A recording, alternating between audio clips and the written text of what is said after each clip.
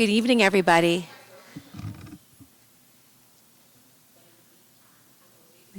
Can you hear me? Am I coming clear? Okay. Nice to have everyone here in person and virtually this evening. We're going to begin right now. And I'm going to introduce myself. My name is Christine Janik, and I am one of the vice presidents of the Ossining Early Childhood PTA. I have 3 children in the Ossining schools, high school, middle school, and Brookside. And just by trade, I'm a social worker, and I spent many years in the field of victim services. This is the first time that the OEC, Ossining Early Childhood PTA, has led this important and exciting evening. We are honored to be moderating tonight, and we are very aware of the criticalness of having information and sharing information with our community that will support everyone in making informed decisions. I'll explain a little bit about how this evening will go, but I would like my partners behind me to introduce themselves.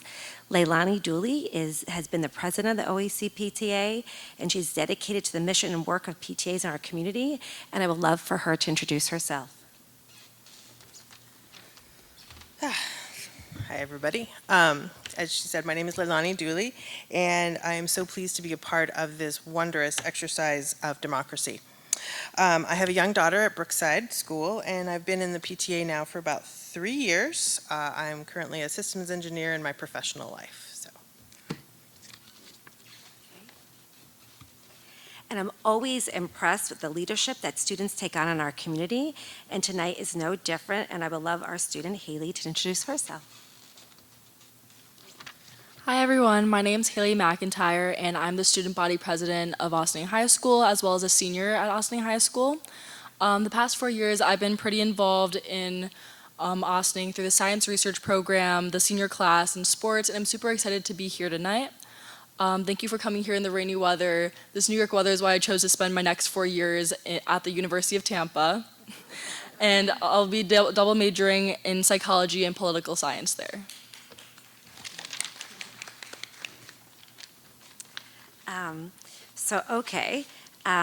We're gonna start the process tonight, and I'll explain a little bit about this important night, getting ready for elections on May 20th.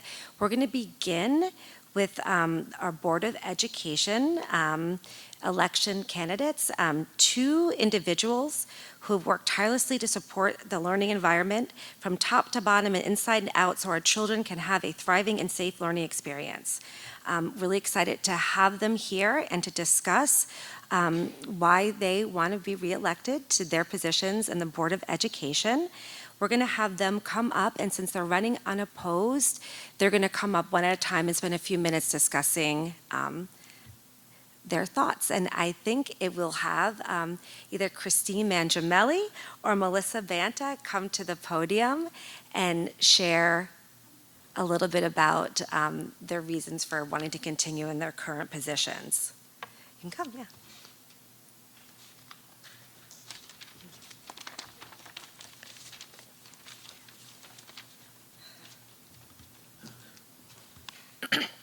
Hello, and thank you for having me. My name is Christine Mangiamelli, and I'm seeking a second term on the Ossining Board of Education. I want to take a moment to thank the Ossining Early Childhood PTA for organizing this event and for all of you for being here tonight. And I'd like to share a little bit about myself. I was born and raised in the Syracuse suburbs to a working class family, and I graduated from Liverpool Central School District in 2003. I received my bachelor's degree in music education and applied percussion from SUNY Fredonia in 2007. And my master's degree in humanistic multicultural education from SUNY New Paltz in 2010. I became a teacher in the Arlington Central School District, which is a large Poughkeepsie suburb in Dutchess County, in 2007. During my tenure in Arlington schools, I worked with students from kindergarten through 8th grade and took on leadership roles in professional organizations like NYSSMA, which is the New York State School Music Association, and DCMEA, which is Dutchess County Music Educators Association, and earned the Arlington Education Foundation Award twice during my tenure there. After the birth of my first child, I stayed home for a few years. Re-entering the workforce, I taught band and general music classes part-time at our own Ann M. Dorner Middle School until I was elected to my current board position. Now I work at Hagen Elementary and Todd Middle Schools in the Spackenkill Union Free School District, which is another Poughkeepsie suburb. I teach 4th through 8th grade instrumental music lessons there. So nothing has delighted me more than combining my passion for music with the joy of finding connecting with students. Bearing witness as students explore their passions and discover who they are as individuals and reflect on the impact they would like to have in the world has been a priceless privilege. My husband Evan and I chose the village of Ossining in 2007 as our home, and we know what a jewel Ossining schools are for our 2 daughters, who are students at Roosevelt and Claremont schools. Ossining has uniquely committed to equity in education in tangible ways, and I have been honored to contribute to this work as a board member for the past 3 years. In my tenure, I've served on the policy, equity, communications, self-governance, and legislative advocacy committees. I've served as both vice president and am currently serving as president, positions to which I was elected by my colleagues on the board. I've completed dozens of professional development workshops, seminars, and trainings through New York State School Board Association and the Westchester Putnam School Boards Association in service of ensuring that I can contribute to a high-quality education for all students in Ossining. The board has, with my contribution, accomplished a lot in the past 3 years. We have hired and renewed a contract with Superintendent Mary Fox Alter, pass a $210 million bond that will make it possible for our community to make use of the church space adjacent to the high school, and build a brand new 7th and 8th grade building, among other transformational work. We were among the first in the county to install stop arm cameras on school buses, and I'm proud to say that this has resulted directly in safer bus stop conditions for our students. Legislatively, the board has authored advocacy positions for New York State School Board Association so that they may lobby for increased funding to support our ELL learners and for transparency in the process of the development of the new foundation aid formula, which is forthcoming.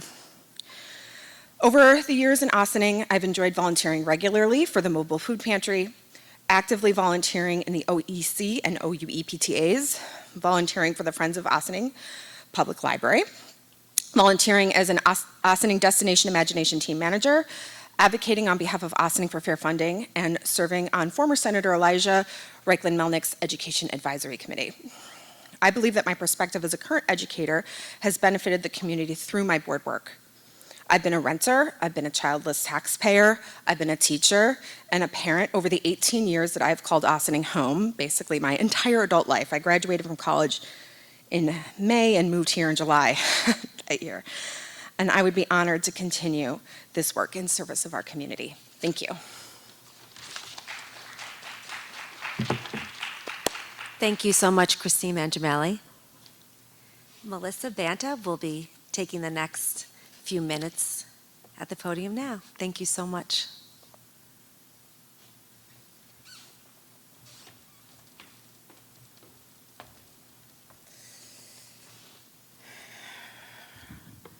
Hello and good evening to the families of the Ossining Union Free School District, and thank you to the PTA for putting this event together this evening. I also want to show an appreciation, as it is Teacher Appreciation Week, to the educators in the district as well for their tireless commitment to serving the students of the Ossining School District. It is a pleasure to have this opportunity to speak and engage with all of you this evening. My name is Melissa Banta, and I sit before you as a mother of 3, a child of Ossining, a current school trustee, a passionate and unwavering advocate for public education and mental health. And within all of these things, I am a member of our community who holds a deep sense of care and concern for the success of our public schools and the students who attend them. My tenure as a school board trustee is marked by my ability to remain consistent as our collective understanding of the needs of our school community continues to evolve.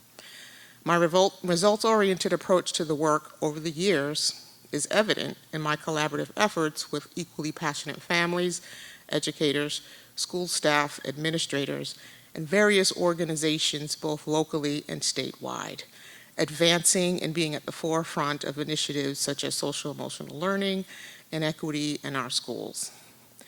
This has amounted to countless hours of a dutiful dedication in order to support our school community through some of our most vulnerable and unprecedented times.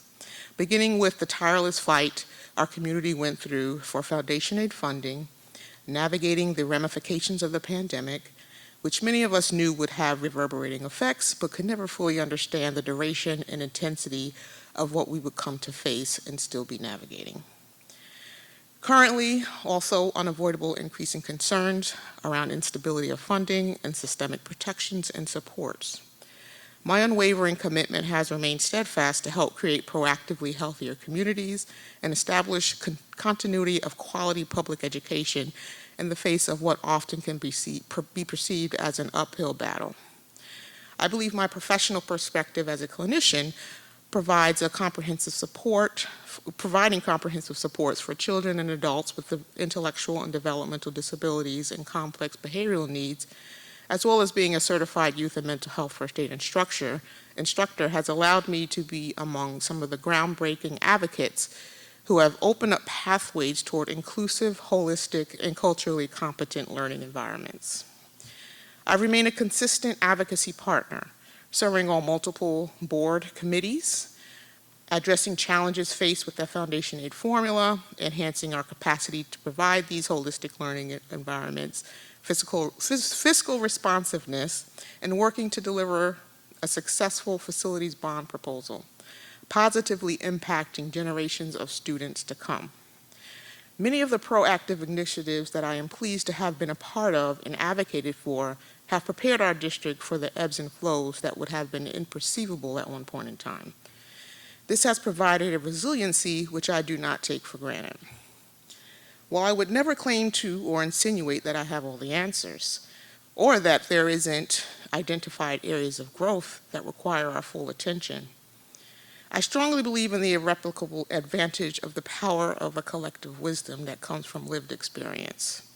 I am running for re-election because I am prepared, willing, and sincere in my commitment to continue the crucial work ahead, applying a uniquely multifaceted perspective to tackling significantly complex equations of ensuring we remain responsive and supportive to the diverse needs of a district such as ours.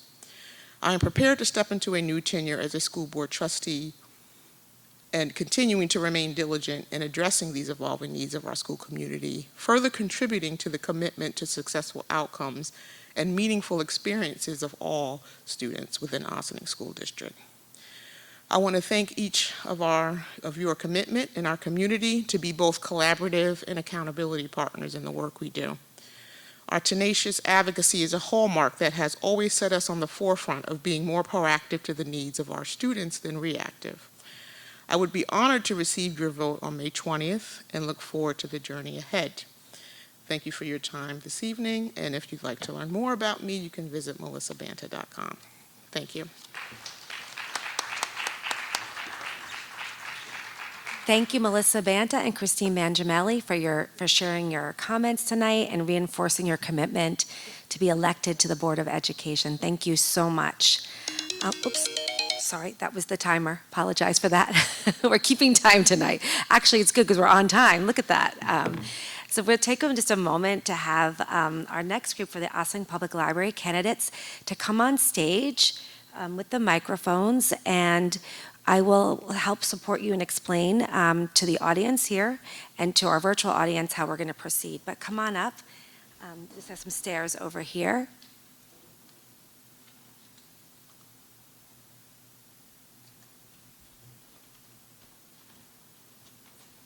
There you go. You can sit wherever you feel comfortable.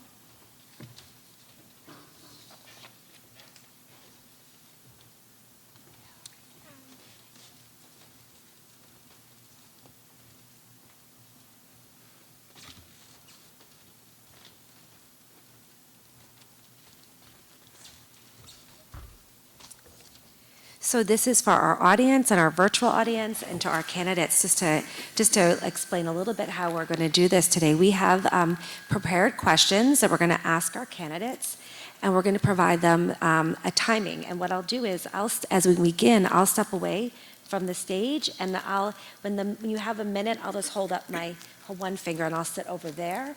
But in the back, my partners over here, Leilani and Haley, will be asking some prepared questions.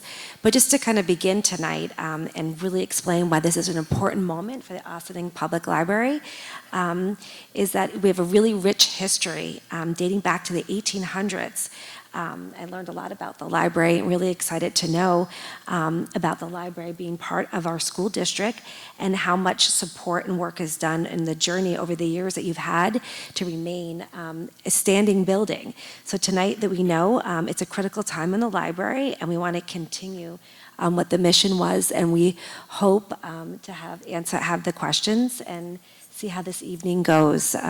We have 4 candidates. We have Amanda Curley, who is our current president and the second term president. If I'm incorrect in anything, please correct me in the moment. Althema Goodson, am I saying that name right? Your secretary, second term? Yes. Yes. Amanda Marsh and Lawrence, or Larry O'Connell. We're going to provide you, for the first question, 3 minutes to answer, so you can introduce yourselves. And then, I'm sorry, do we say 4 minutes? We said 3 minutes for the first.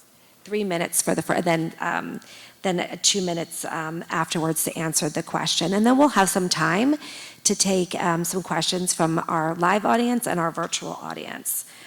So I will step away, and I'm going to hand it over to our student, Haley. In 3 minutes, please introduce yourself, answer why you chose to run for a board position, and what your vision is.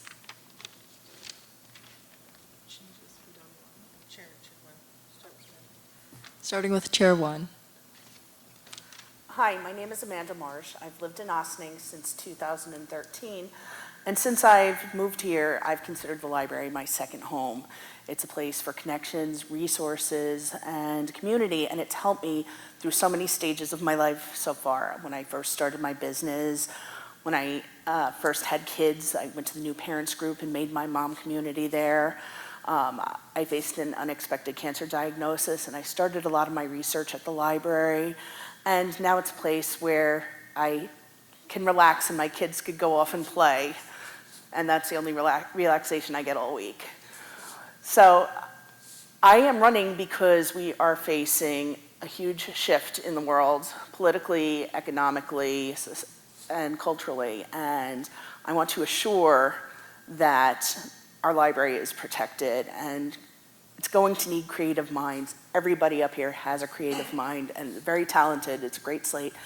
And I just believe I have experience as a business owner, a resident, a taxpayer, a parent, to bring forth ideas to get the library through these times.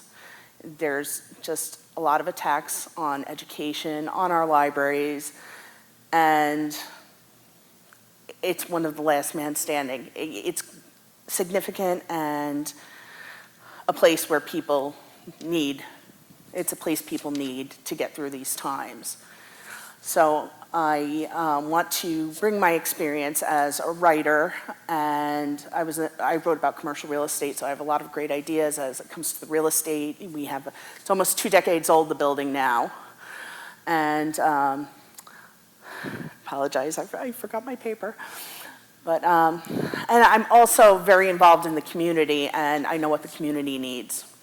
I'm a Green Ossining volunteer. I've been coordinating the community tag sale for 10 years now. I'm a volunteer with the PTA. I have 3 children in the district, a dual language second grader, a dual language preschooler, and a 2-year-old son. And I also am very active with the PTA.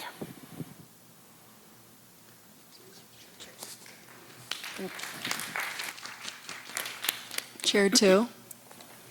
Can you repeat the question again? I know we have to introduce ourselves. What was the second part? I'm sorry. Please introduce yourself, answer why you chose to run for a board position, and what your vision is. Okay. So good evening, everyone. My name is Althema Goodson, and I am from Ossining, born and raised. I've been here forever. I've gone through all of our schools here and came back. I mean, I didn't leave for college. I commuted, but Ossining has always been home. So running for the library was my chance to give back. When I was a teenager, the library was our safe haven. We came here, we did, you did everything. You did your homework, you hung out. It was just a place to be. It was somewhere that gave you just everything you need. I am seeking re-election because the library is not just about education. The library is our beacon. We call it the beacon on the hill. And at the library, as someone who's been there, this will hopefully be my third term, we have worked hard to make the library not just a place but for education, but for be a safe haven. We have programs that provide food. We take our community and DEI seriously, and we just want to be the ultimate resource. That's my give back to the community. I think that everyone has something that they want to pay it forward. Being in the library is why I want to be there. I am innovative, I'm creative. By day, I work with the government, so I'm used to serving constituents. I'm used to hearing things and trying to help people. Business-wise and community-wise, I've helped recharter the NAACP. I've helped to charter the Kiwanis Club. I currently work with the businesses of the Chamber of Commerce and plenty of other things. But the library is my passion. Ensuring that our community has a place that they can learn, grow, feel safe is definitely of importance. What I want to continue to bring is my innovation, is my creativity, and my collaborative spirit. Being able to just always be a team player and be creative is essential. As Amanda stated, we are in tough times, and it will take all of us to navigate through and for us to get through these next years. So my intention and my hope is to be granted another term so that I can help see that through. Thank you. Chair 3. Good evening. I would like to right now acknowledge the Ossining Public Schools and the OEC PTA for hosting this event and inviting all of us as candidates to present.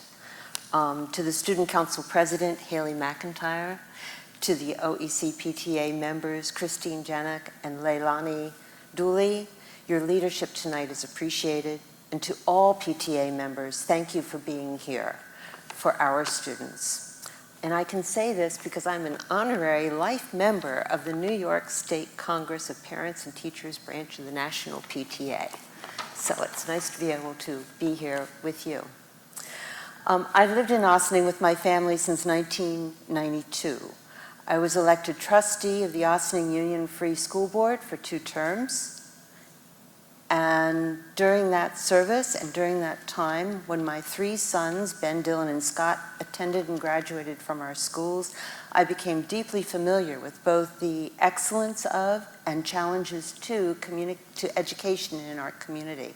It was very interesting listening to the 2 candidates for the school board tonight, because your words really rung true to me in what you had to say and share.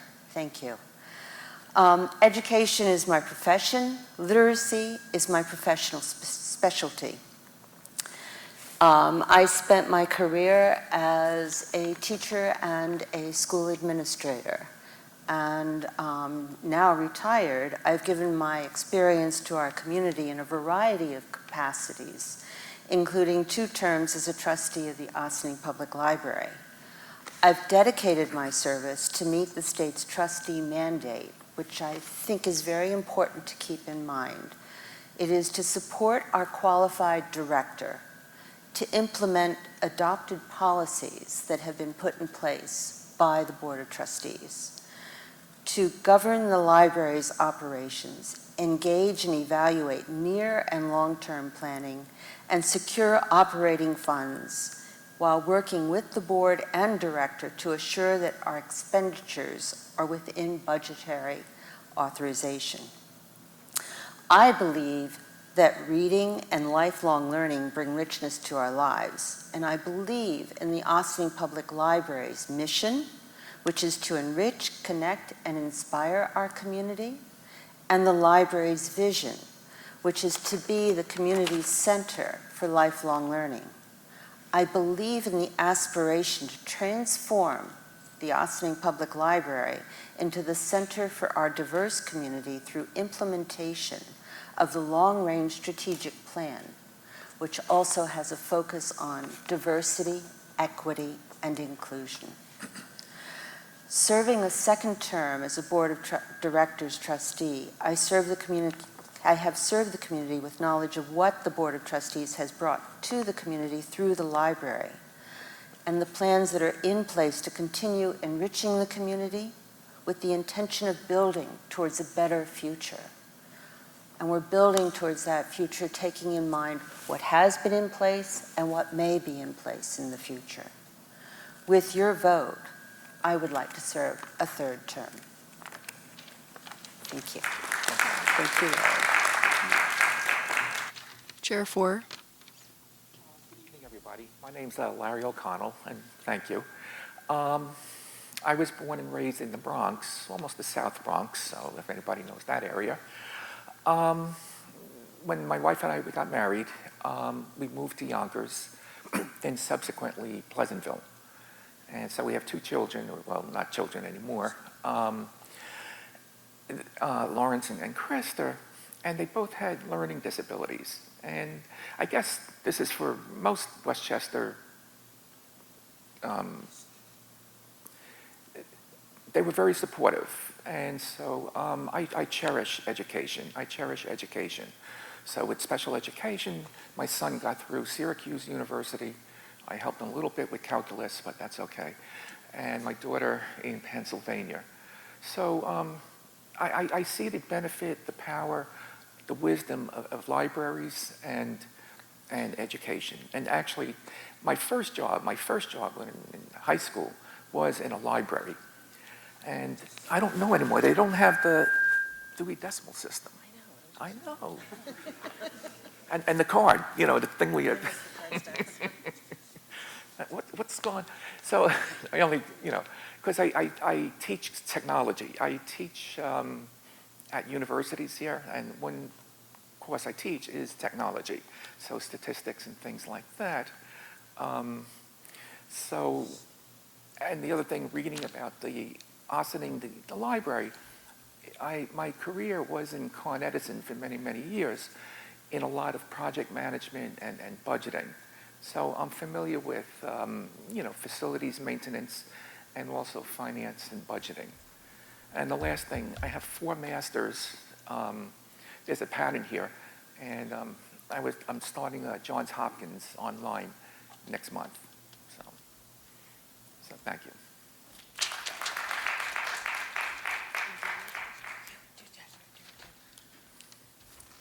In 2 minutes, what steps will you take to ensure the library remains a welcoming and inclusive space for all ages and backgrounds?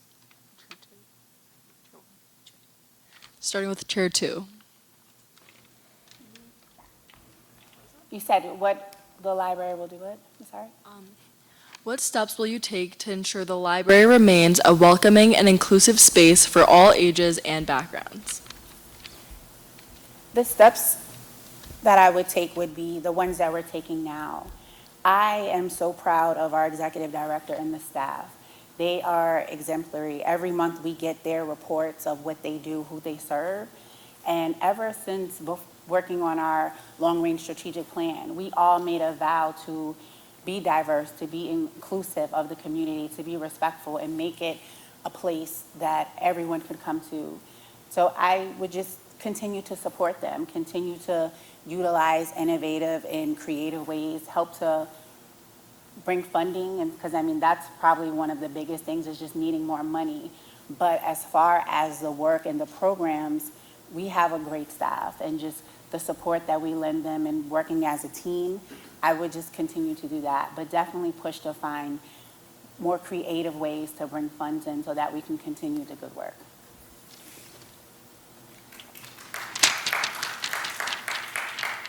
Chair 3.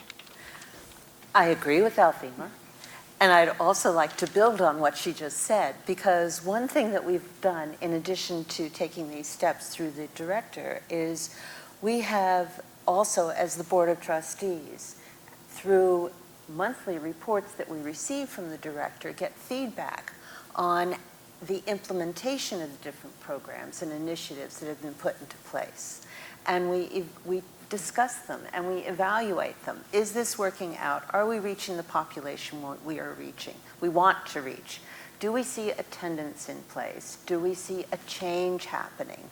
So there is an active engagement of all of us in ensuring that all populations are being served through the library as best we can. And we also innovate. I feel like we're constantly innovating and coming, well, this didn't work very well. Why don't we try this or do a variation on it? So I think the library is continually improving upon improvements they make. So. Chair 4. So thank you. So I think you mentioned two things, the vision and what can we do or what can I do or things like that. Actually, it was interesting, my three colleagues here mentioned how to assist populations. And it's kind of weird. I do volunteer at YIB, if anybody's any familiar with YIB in Yonkers with teenagers, helping them get to college and doing their essays and all. And the other thing on the other spectrum with OSHA, not OSHA, the safety thing, but OSHA, it's affiliated with universities and for lack of better words, for elderly people. So I did things for UConn, I did for NYU and others. And it's like free courses or $50 courses. And I would say maybe one way of the library is trying to expand or gain funding. So again, I'm on nonprofit boards, and one of the biggest issues is funding. So perhaps that could be a new source of revenue. If the library would maybe be affiliated with one of the local universities, could have a OSHA foundation.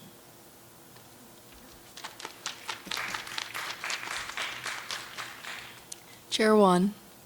The library has done an excellent job as far as diversity and inclusion initiatives, and I would like to see that continue.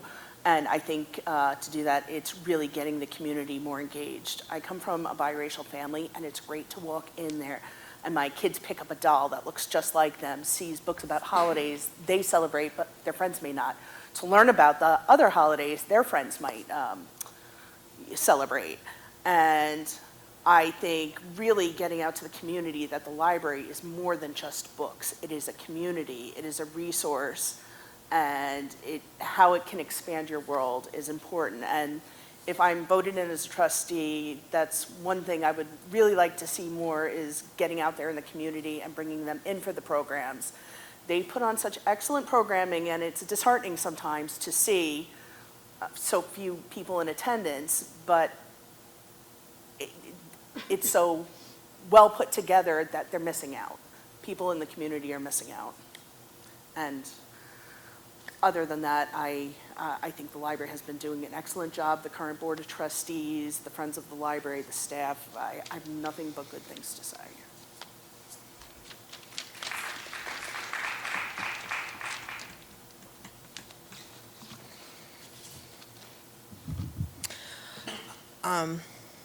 The question is, how do you plan to address the three most current needs of the library, with the roof that is aged, the HVAC needing updating, and the retaining wall structural issues, and finally all the fire safety upgrades?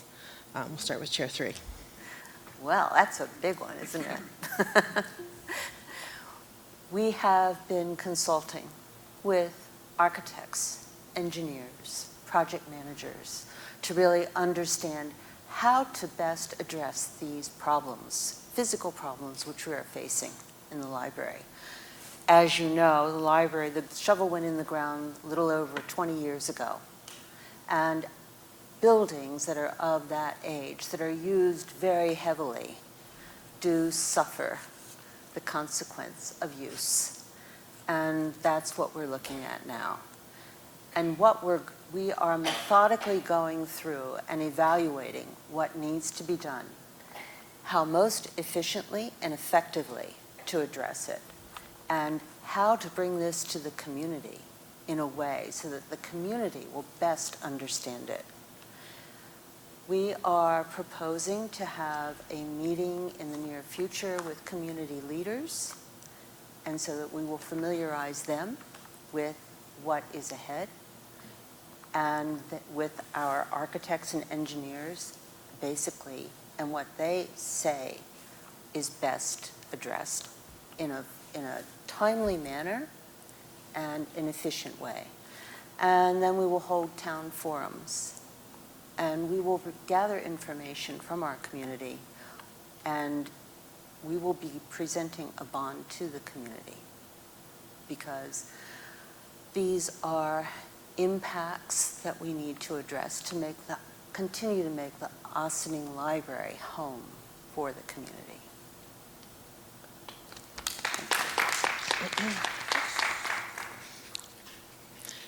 Chair Four. Oh, so thank you. So as I mentioned, I worked at Con Edison with major facility infrastructure, 90% of the time in Manhattan, installing new steam, electric, gas, like for Sloan Kettering, major commercial buildings, hospitals, etc. So just like Amanda and others said, yes, it requires consultants and engineers and professional engineers, etc. I guess what I would propose is, and I've been doing this, I'm also the president of my local condominium unit, like a plan. So what are we going to do? And then the steps towards it, Almost like a perk chart, not to sound nerdy and all, but that's my character, nerdy. A perk chart is the thing, we do this, then we do this, then we do this, then we do this. And so it eliminates a lot of waste and inefficiency. So that's what I would propose. And again, very similar, have the architects, the engineers, structural engineers, et cetera, evaluating it.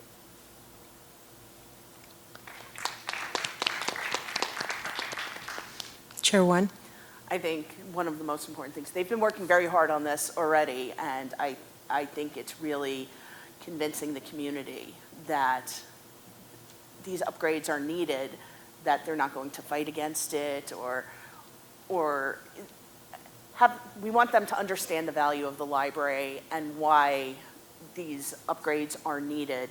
I was a commercial real estate journalist for 10 years, and I've been through many building walkthroughs, talked to many landlords. There's so many creative ways to save money, be sustainable, and I'd like to bring some of those ideas to the table if I can, but I also want to show the community that it can be done and be an asset to the community.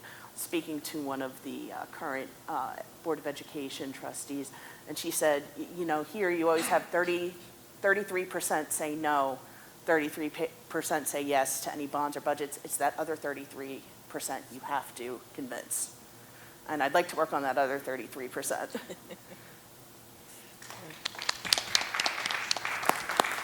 And Chair Two. Okay. As a current trustee, so sitting there now, to continue the work that we're doing, as Amanda stated, our calendar is full with meetings and questions, and we have all the charts, the dashboards. We're makeshift engineers as well, and we're learning. But to this Amanda's point is it's getting the community to understand, right? Transparency is very important in government, in any part of government, and that bond comes with a big price tag. But the transparency of them knowing what they're getting, what we're doing, fixing things that maybe weren't done correctly, possibly the first time, giving the upgrades that we need, but also thinking about being innovative to keep our library continuously being that best of Westchester library that we're being. We can't be the beacon of light on the hill if the library is unsafe, right? We know sometimes it's a hassle when the 18 parking spaces, we all miss it. Trust me, I've had to park up the block. I've had to do all that for meetings too. But just know that the hard work and the push is to keep the library safe and now to be innovative and more functional. But having these meetings with our community, being transparent, but also listening.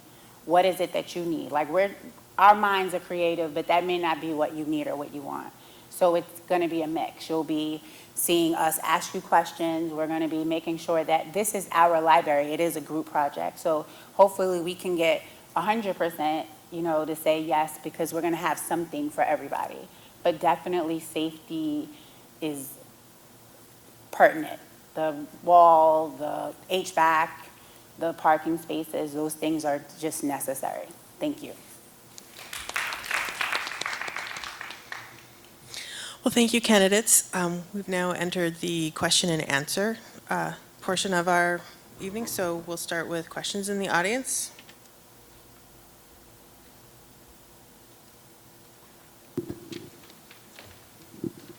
Okay, I'll bring the mic over to you. No, that's okay. This is, yeah.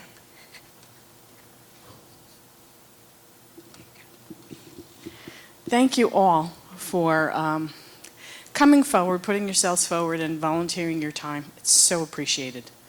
Really is. Even if people don't understand what they should be doing as far as appreciating, it's appreciated, at least by me. The question I have is about hearing a discussion about HVAC and greenifying the renovations for the building. I understand that when the library was built, I was here. In fact, I was leaving the old library when the Great Northeast Blackout happened, literally on the steps leaving the building. My daughter looked at me and said, "Did we do that?" It was very cute. From my understanding, the building that was built where it is now met qualifications for something I think called LEEDs. Have those specifications been upgraded? What's changed? My understanding is that the building uses the natural temperature of the earth 50 feet down to regulate the air quality or the air temperature. So I'm surprised to hear that we have an HVAC, is really what I'm saying. Tell me more about that. Tell me more about what you know about the past certification, if it's been changed, what's changed, and what we can hope to do to meet the new certifications, I guess. We should provide, I guess, who would like to start first? We're going to give everyone an opportunity. You have the mic on. Yes, that's an excellent question. I'm not a mechanical engineer by any means and things like that, but basically how those systems work, they go, say, 50 feet into the earth to get the heat or the coolant. So why do we need air conditioning or things like that for the difference? So we're there at 50 degrees. So let's say if we want to go to 68 degrees, then we would need the heating units and just the reverse for cooling. So we're getting, let's say, 2/3 of the energy, the heating or the cooling, from the natural earth, and the other 30% or so, from mechanical means, etc. I don't know, does that help?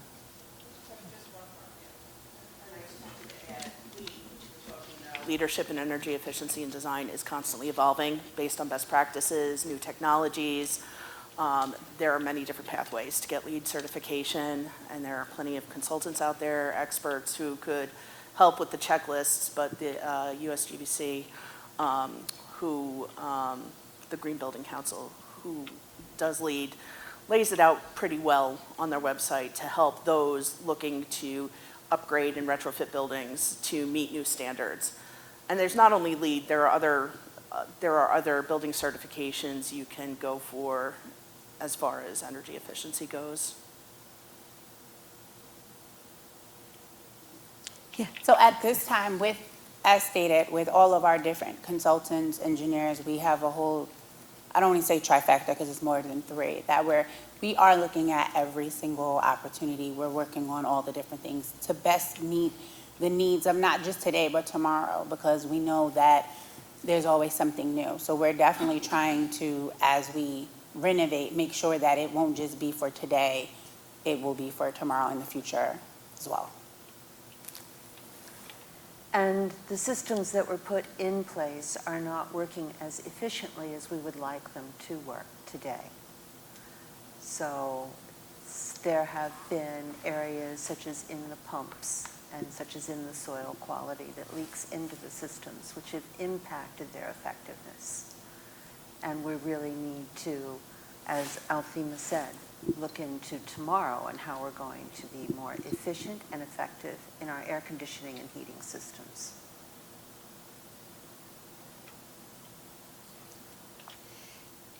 Do we have any other questions?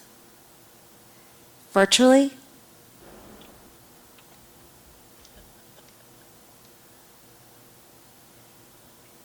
Okay, excellent. I'll bring the mic to you. Although you actually sound like you could, we want everyone to hear you. Yeah. Amanda, thank you for shining a light on how your writing skills and knowledge of real estate are a plus to the board. I thought that was very illuminating. And Larry, am I correct? I just wanted to learn more about your plans. You said you have 4 degrees, 4 masters, and I was expecting to hear, so what in? And that really wasn't explained, and how that would bring value to the board. Thank you. So I have an MBA from finance, MBA from Fordham in finance. So I use that with Con Edison. I managed over like $100 million budgets and financing, etc. I have a technical background from RPI, Rensselaer, up in Troy. I have 2 masters from the New School for Social Research in economics and economic development.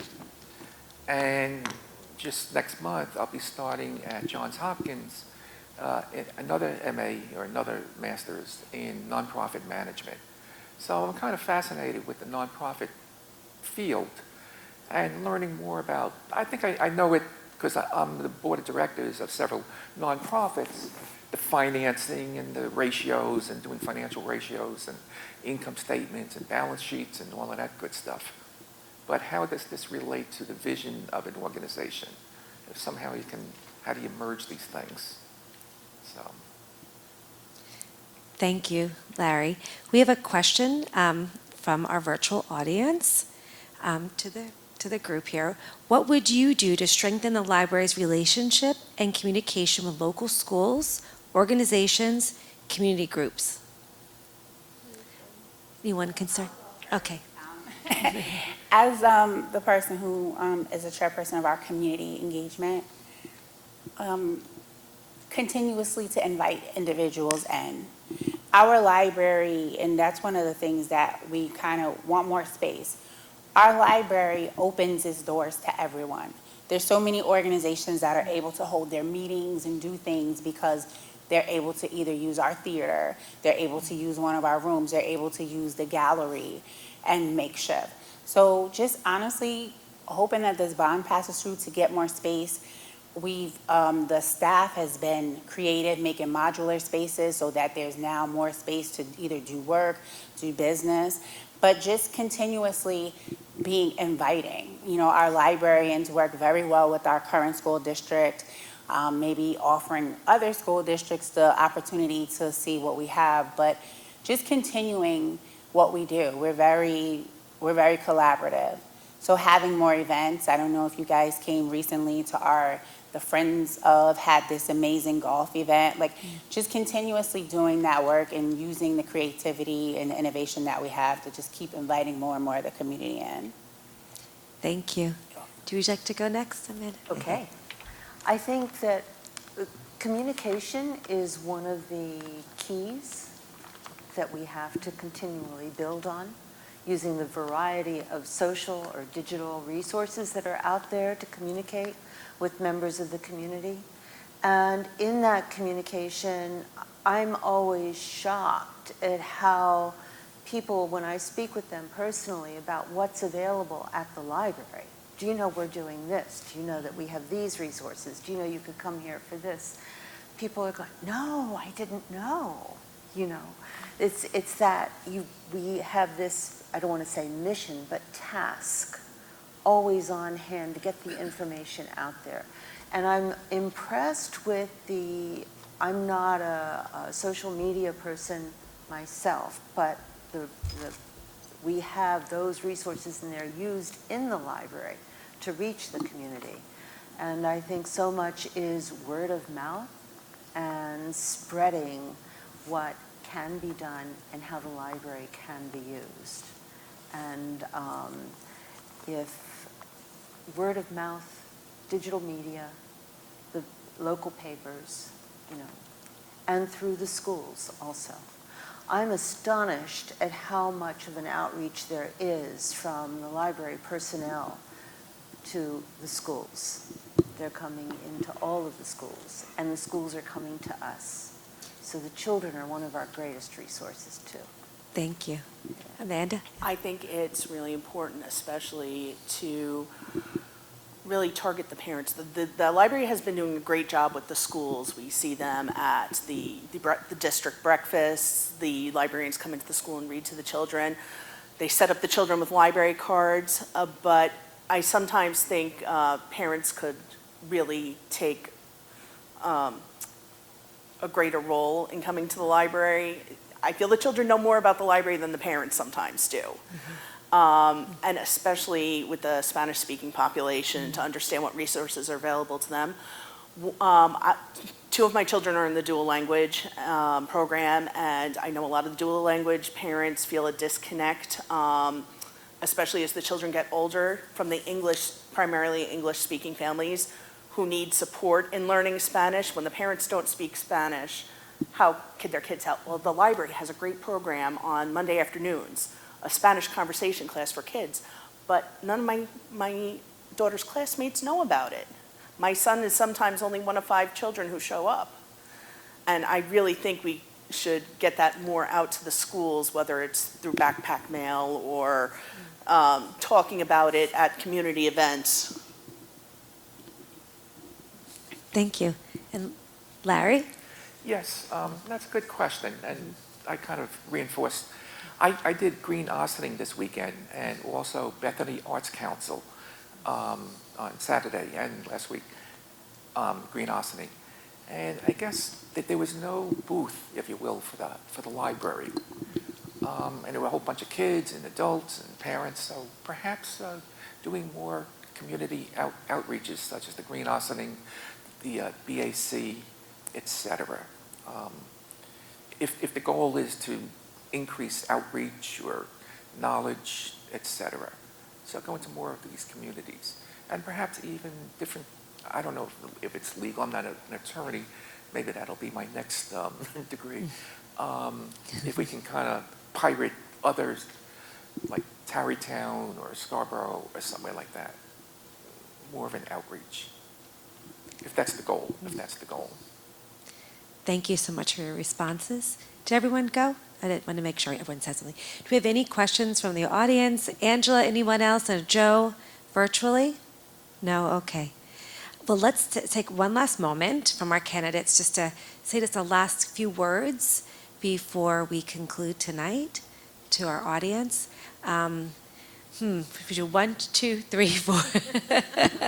Who would like to go first? How about Amanda? You go first. Then, yeah, we'll go round robin. Actually, I'm still thinking about the questions you've already asked. And, communication is a challenge. And at the same time, there's so much communication that we're doing all the time that I'm stunned that people don't know, because the library makes a valiant effort. In addition to what is in place to be sure communication happens, there's the people who are part of the library who spread the word too. And it's one of our jobs as trustees to reach out among our other organizations and among our friends and family and to spread the word. I mean, we really are we are part of the community, and it is our job. And it's not just about the activities that are there, but it's about the resources that the library provides all the time for the community. It is a center, and I don't want to even hesitate to cry that out at any time. It's the center, and it should be the center, and it is the center for the community. and we can bring to the community a richness that if you think about Ossining, where else would you go to find everything you could find at the library? It really is, in some ways, a very magical place. And I know that Amanda spoke about these times and how they're trying and they're difficult. But if you can go to the library, you will feel the magic and you'll feel a wonderment and an energy that sort of lifts you above all of that and helps you to feel like you are a powerful person who can do what you need to do and learn what you need to learn and be part of this community. Thank you. Go next, Althema. You go next. I just, I think the final words are for me is just wanting to continue some things that I started. So just to be able to continue, like Amanda said, we don't just look at it like the library. As for me, the library wasn't just about books and education. It was a safe haven. It was a place to go. It was, the unofficial safe place after school. It was all of that. You learned, you got to do so much. We had great people in the community that were also our librarians. Like I think about like Mr. Broadnax and Bonnie, like the great people that were there that also just helped to melt you and mold you into a person. Continuing serving on the board, helping to bring some of the policy and the change and use that creativity. As someone who grew up here and kind of had that experience is it's very important to be able to take this new reiteration of the library, to make it more sustainable, to bring it to its next, its next magical component, and have more things that we know we need. The library is just, it's the epicenter of our community. So when we're thinking of, bringing things now, it's not just about books and reading and education. It is about, business. It's about those who need the resources. Are you unemployed or underemployed? It's about, cooling centers in the summer and heat in the winter and the things that we do for the community. I know that me as a person, like my skills, my innovation, my creativity can help bring us to that next level. That with the amazing staff and my amazing colleagues on the board.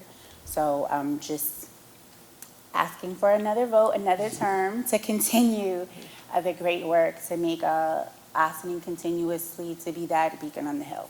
Thank you. Thank you. Amanda Marsh. As I mentioned in my opening statement, it's been such a great resource, a great source of community for me, and I'd like to see that continue, especially for my children as they grow older and start using more library resources. And if I do have your vote, and which would be very appreciated, I want to help usher that in with creative thinking, with my community connections, and just to make the library even better than it already is. Thank you. And Larry? Yes, thank you. Yeah, I guess tonight I had a reflection of my childhood, because I did mention one of my first jobs was at a library in the Bronx, in the South Bronx.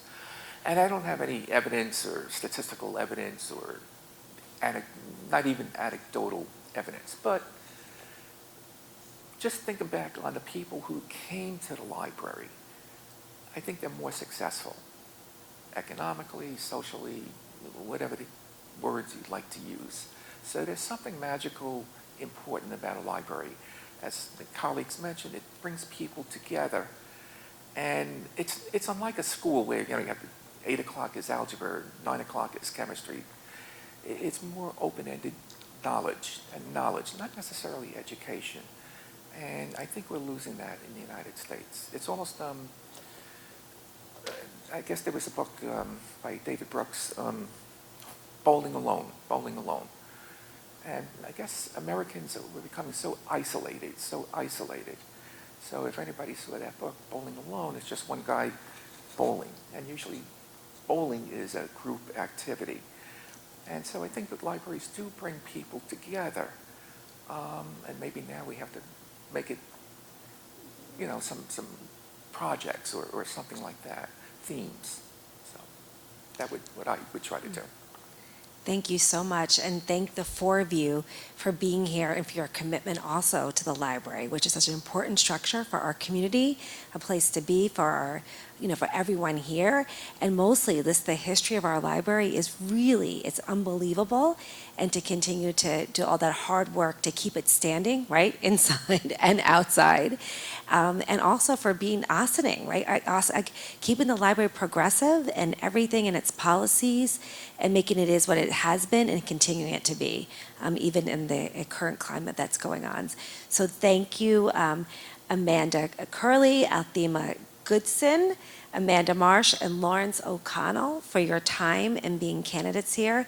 And also want to say thank you to our Board of Education, Melissa Vanta, Christine Mangiamelli, for your ongoing support too with our community. And for being here. It's so important. I think that even though whether we're virtually or we're here in person, the most important thing is to spread the word to our other community members who aren't here, who couldn't be virtual, to vote and to educate each other. I know when I haven't been able to be here in person or virtual, I ask my friends or family who are in the community of can you tell me a little bit about the candidates? And that's helped inform my decisions also in voting. So it's really wonderful. But I also really also want to thank Angela, who has helped keep us here tonight. Thank you so much. Virtual and the sound and everything. Otherwise, we couldn't be here without that. And Leilani and Haley, good luck to you. Wow, what a beginning to your journey and your future endeavors. So as we conclude the night, thank you so much, everybody, and we really appreciate your time in coming out.